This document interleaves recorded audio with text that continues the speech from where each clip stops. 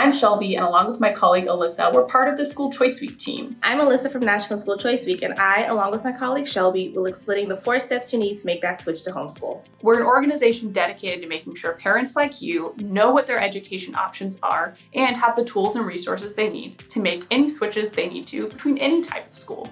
Did you know that more than 50% of parents said that they're considering online school or homeschool for their child in 2022? Are you one of them?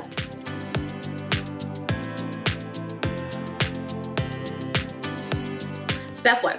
Review your state's guidelines for homeschooling. You can homeschool in all 50 states, but the legal options might be different depending on the state in which you live.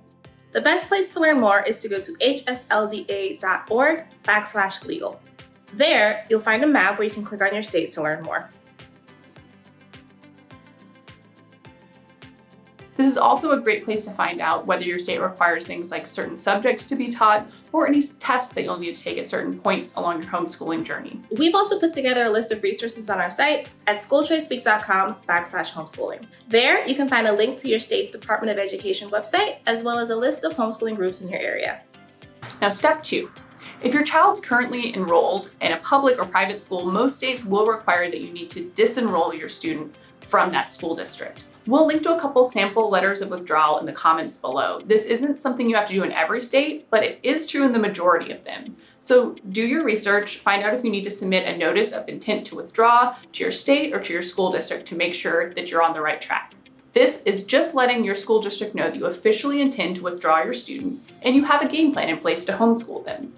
You can find out if your state requires this kind of notification at hslda.org/legal. Step 3.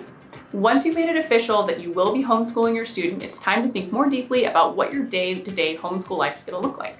That could include deciding what time classes are going to start in the morning and whether you're going to supplement that in-class learning with out-of-class learning like a museum trip or other midweek activities to get your kid out of the house and socializing with their peers.